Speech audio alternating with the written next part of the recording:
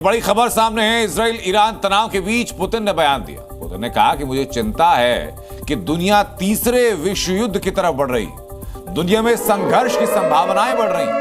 Putin ने कहा कि रूस ईरान में एक्टिवली रिएक्टर बना रहा है, जो कि संघर्ष की संभावना को और बढ़ाएगा, क्योंकि रूस और ईरान एक ही ताकत के खिलाफ लड़ रहे हैं।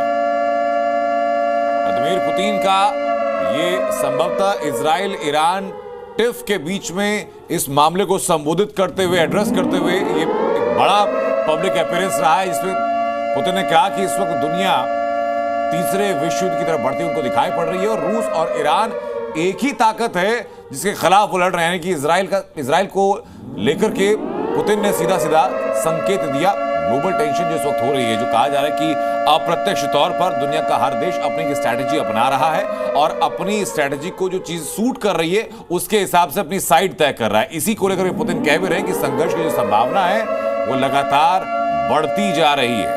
कॉमन पब्लिक परसेप्शन है कि भाई अमेरिका ने शुरुआत में इजराइल को एक बैकअप दिया कि तुम जाओ लड़ो हमारी तरफ से, और उसके बाद में बीच मझधार में इजराइल का हाथ अमेरिका ने छोड़ दिया।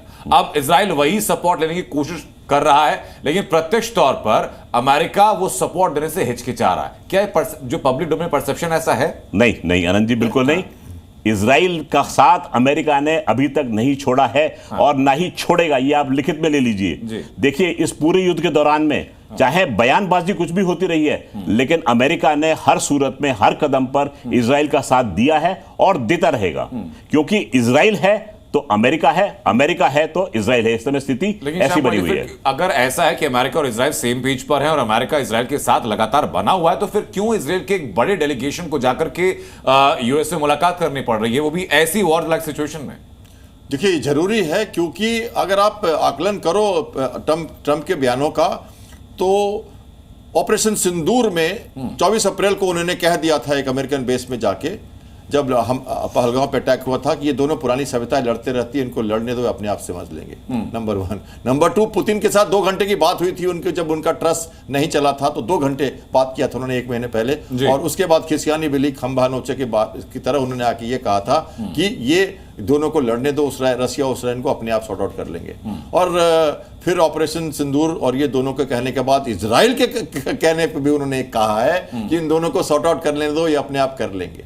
इन्होंने वो कहा है जब इनके जान पे खतरा, खामनी ने बोला और उन्होंने कहा खामनी कहा है हम नहीं मारेंगे, अभी नहीं मारेंगे, और उसके बाद ये भी कह दिया था उन्होंने। तो ये सब क्या होता है, वो डिले टैक्टिक्स करते हैं, साथ में रहते हैं, डिले टैक्टिक्स करते हैं और अपनी बात को बहलाते रहते हैं, देश को सभी को एक तरह से घुमाते रहते हैं। और अभी जो डेलीगेशन गया है वो एक देखिए, ये एलाइज के पास गया है, अपने लोगों के पास गया। अमेरिका उनका अपना आदमी है, लेकिन जो जेनेवा गया है वो अलग। जेडी वेंस से मुलाकात करें, डोनाल्ड ट्रंप से मुलाकात वो नहीं कर। बिल्कुल। तो मिलिट्री लेवल की बात हो रही है और मिलिट्री कमांडर्स को पूरी तरह से छूट दे दी गई है। वहां पे इजराइल में मिलिट्री कमांडर्स इन प्लेस हैं, और इतने सारे लोग, जैसे वो कह रहे थे मयंक जी, को चले जाते हैं, ऐसा होता नहीं है। इतना एग्रेशन में कैसे पूरा लीडरशिप देश को खाली कर देगा? बड़े सेफ परिस्थिति में लोगों को लगता है कि इजराइल में मारा मारी मची है, सब लोग मर गए हैं, चारों तरफ बिजली ध्वस्त हो गई है। ये तो मीडिया की रिपोर्ट है, लेकिन स्थिति ये है सामने, या स्थिति तो ये है कि इजराइल लड़ने के लिए गया है सोच समझकर। उसे पता है अपने आप को कैसे बचाना है। 80 साल से बचा रहा है तो अभी भी बचाएगा,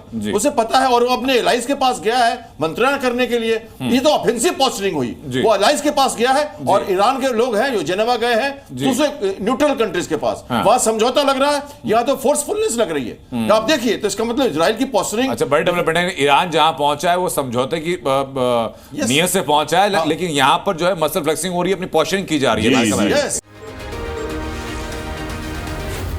जी न्यूज़।